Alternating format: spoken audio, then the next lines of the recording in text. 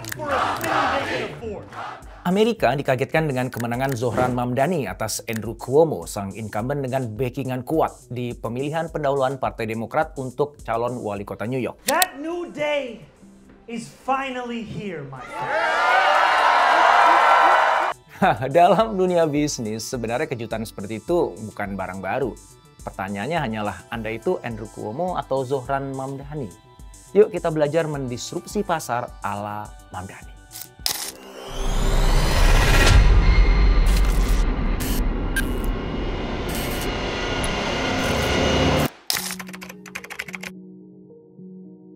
We stand on the verge of a victory that will resonate across the country and the world. Nama Zohran Mamdani tiba-tiba melejit di kancah politik Amerika Serikat. Bahkan popularitasnya mampu meretas pemberitaan global.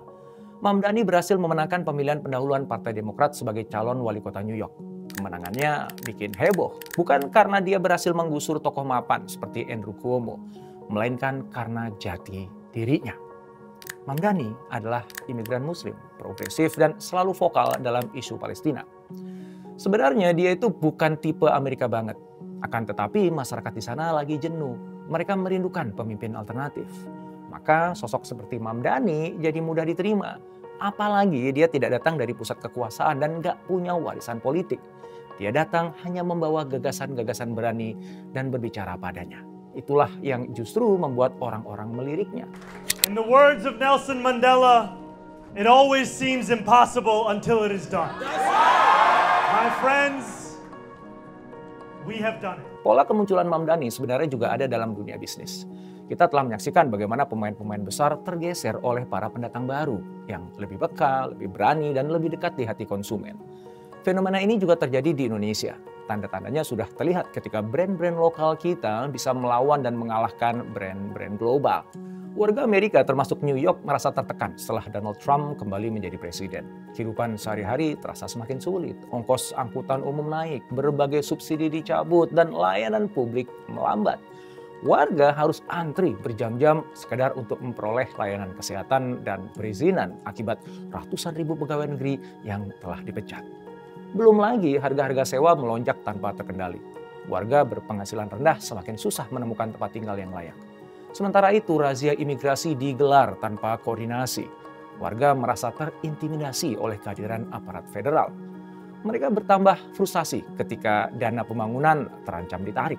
Sebab kota-kota seperti New York memang dihukum karena dianggap sebagai pembangkang. Hari demi hari kekecewaan warga semakin berat dan frustasi semakin menebal. Akhirnya meledaklah unjuk rasa besar-besaran. Muncullah gerakan No Kings di lebih dari 2.000 kota. Jutaan orang tumpah ruah ke jalanan. Mereka bukan hanya kecewa dan frustasi, tetapi juga marah. Yang mereka inginkan sebenarnya sederhana, yaitu tarif sewa yang masuk akal, ongkos transportasi yang terjangkau, dan hidup yang tidak semakin berat.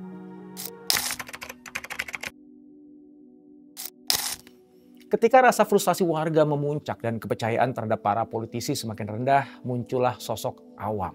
Dialah Zohran Mamdani. Dia bukan dari kalangan elit. Mamdani adalah imigran yang lahir di Uganda dan besar di Queens. Pernah menjadi rapper dan aktivis komunitas serta anggota Dewan Negara Bagian sejak 2020.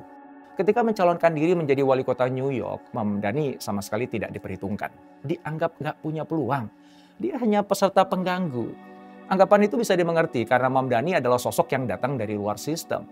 Namun justru karena itulah dia bisa memulai langkahnya dari sesuatu yang tidak biasa. Kampanyenya tidak dijejali janji-janji muluk dan jargon-jargon ekonomi. Mamdani lebih memilih mengungkap realita kehidupan keseharian. Dia menyentil sewa yang tidak masuk akal, ongkos angkutan umum yang semakin mahal, dan berkurangnya toko-toko kebutuhan pokok di lingkungan terdekat. Lalu dia menawarkan solusi-solusi konkret, di antaranya kemudahan sewa properti untuk warga berpenghasilan rendah, pembangunan rumah terjangkau, toko pelontong publik, bus gratis, dan juga penitipan anak gratis. Sekaligus menerapkan pajak tinggi untuk orang-orang kaya. 40.000 relawan mendukung kampanyenya. Mereka terjun ke masyarakat, mengetuk pintu, mengajak ngobrol sambil membangun kembali kepercayaan terhadap politik. Di luar semua itu ada sesuatu yang benar-benar membuat Mamdani berbeda sekaligus menarik. Sikapnya tegas dan jelas dalam membela Palestina. Mamdani menyebut serangan Israel ke Gaza sebagai genosida. Bahkan yang membuat banyak orang tercengang, dia menyatakan akan menangkap Perdana Menteri Israel jika datang ke kota New York. Ini sikap yang berbeda dari sikap kebanyakan politisi yang cenderung diam dan mengamankan diri. Dan sebenarnya berbahaya bagi Mamdani itu sendiri, sebab pengaruh kelompok pro-Israel dalam politik lokal sangat-sangat kuat. Tapi respon warga justru di luar dugaan. Dukungan mengalir dari pemilih muda, komunitas muslim, warga kulit hitam, Latin, bahkan sebagian kaum Yahudi progresif. Mereka melihat ketegasan dan keberanian Mamdani sebagai sesuatu yang langka. Itulah yang membuat Mamdani merebut kemenangan, sekaligus menunjukkan bahwa publik tidak hanya butuh janji, melainkan juga keberanian berpihak. Pola kemunculan Mamdani sebenarnya juga ada di dunia bisnis. Pemain lama sibuk menjaga posisi, mempertahankan cara-cara lama, dan merasa bahwa kekuatan hari ini akan berlaku selamanya. Mereka jadi nggak lagi peka. Padahal di luar sana sudah bermunculan pendatang baru. Mereka datang dengan pendekatan yang segar, lebih realistis, dan lebih cepat membaca perubahan. Mereka nggak punya kekuatan besar untuk mendobrak. Tapi mereka punya keberanian menawarkan solusi-solusi baru. Lihat bagaimana Apple melawan hegemoni IBM melalui iklan 1984-nya yang legendaris. Demikian juga Netflix yang berani melawan dominasi Blockbuster, penguasa pasar hiburan rumah pada saat itu. Perubahan sering muncul dari hal-hal yang dianggap sepele. Muncul dari orang-orang yang tidak pernah diajak bicara. Tapi sebetulnya mereka paham situasi. Mereka bisa lihat celah, lalu masuk dengan cara yang tidak biasa. Seperti pola yang dibuat Mamdani. Mereka tidak ikut arus, melainkan melawan arah. Mereka menggugat sistem yang selama ini dibiarkan berjalan sendiri. Tapi begitu suaranya terdengar, semua kemapanan pun goyah. In the words of Nelson Mandela, it always seems impossible until it is done. Kemenangan Zoran Mamdani memiliki pola yang sama dengan pergeseran besar di dunia bisnis. Pola ini disebut David G. Bryce dan Jeffrey H. Dyer sebagai strategi serangan tidak langsung. Pandangan tersebut mereka jelaskan dalam artikel berjudul Strategies to Crack Well-Guarded Markets di Harvard Business Review. Pola yang dimaksud tercipta pada saat pemain baru masuk ke pasar yang dikuasai pemain lama. Mereka tidak langsung datang berhadapan dengan penguasa pasar, melainkan masuk melalui jalurnya sendiri.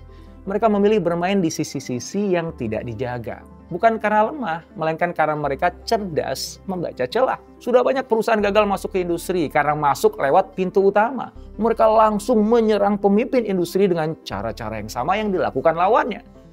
Cara itu cuma membuat mereka akhirnya terjebak dalam perang harga, iklan, atau distribusi. Nah, pemain baru yang sukses biasanya masuk lewat celah yang tidak diduga. Mereka menawarkan cara yang baru, membidik konsumen yang belum terlayani atau mengatur ulang cara pengiriman dan penjualan. Dengan begitu, mereka bisa tumbuh tanpa membuat pemain besar merasa terganggu. Paling tidak untuk saat itu.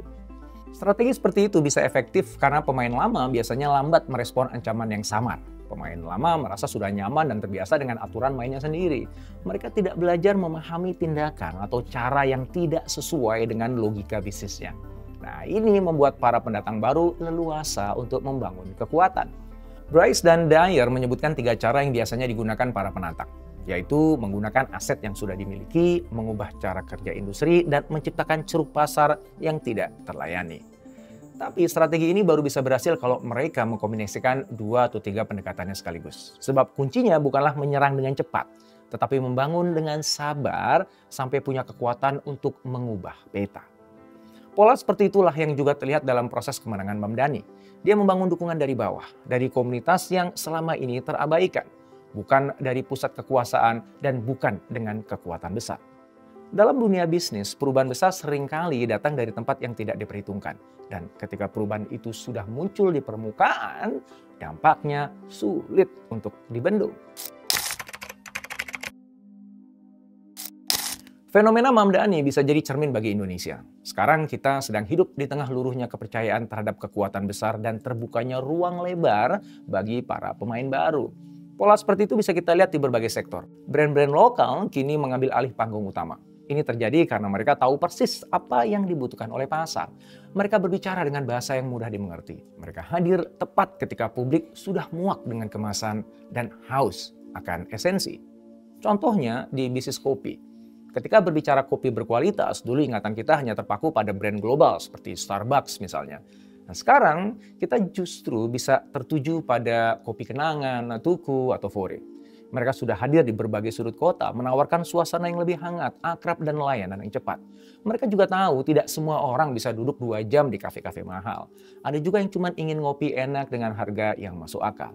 Kesederhanaan itulah yang kemudian jadi kekuatan mereka. Ini sama seperti Mamdani. Dia tidak menawarkan program-program yang mewah, melainkan hanya berbicara tentang hal-hal yang mendasar. Rumah layak yang bisa disewa, transportasi yang terjangkau, dan makanan yang bisa dibeli. Pendekatannya sederhana, tapi dampaknya besar.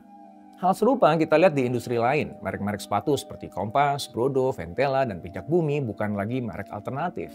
Mereka sudah menjadi pilihan utama, terutama bagi anak-anak muda yang ingin bergaya meskipun dengan produk lokal. Mereka nggak menantang Nike dan Adidas untuk bersaing. Tapi mereka merangkul komunitas, membangun cerita, membuat pemakainya merasa jadi bagian dari proses tumbuh bersama. Itu sesuatu yang nggak bisa diperoleh hanya dengan iklan. Apa yang kita lihat di Indonesia hari ini adalah sinyal kuat bahwa masa depan tidak lagi dimonopoli nama-nama besar. Pemain baru terus bermunculan dengan pendekatan yang lebih jujur, lebih mendengar, dan lebih kontekstual.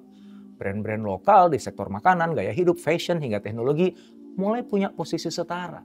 Mereka sudah jadi pilihan utama dan bukan lagi versi murahnya produk impor. Mereka membuktikan bisa bersaing dan juga memimpin dengan cara yang sesuai dengan karakter dan kebutuhan masyarakatnya sendiri. Kemenangan Mamdani mengajarkan bahwa perubahan tidak selalu harus dimulai dari pusat dan menunggu lampu hijau penguasa. Di Indonesia, kekuatan itu sudah mulai tumbuh. Ia lahir dari kedekatan, dari keberanian menyuarakan yang penting, dan dari kesungguhan membangun sesuatu yang akan bertahan. Optimisme bukan hanya mungkin, tapi sudah terlihat wujudnya.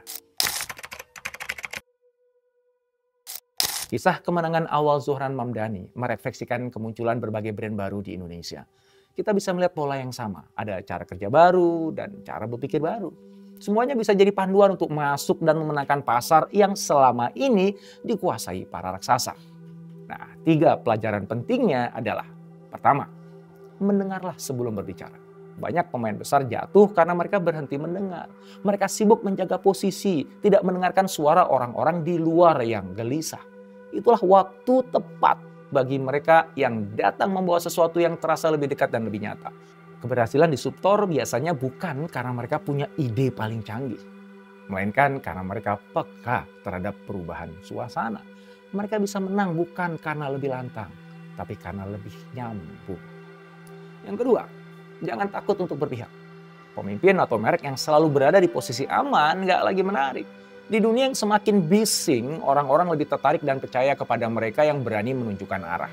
Bukan karena mereka sempurna, tapi karena mereka jelas. Publik bisa merasakan keberanian ketika seseorang atau sebuah brand mengambil posisi yang tegas. Dan keberanian itu menular.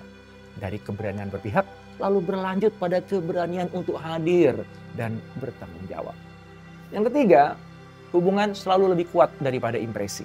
Di tengah banjirnya informasi dan promosi, yang paling diingat adalah yang terasa paling dekat, bukan yang paling mewah. Disruptor yang kuat tidak akan sekedar menjual, tetapi membangun hubungan.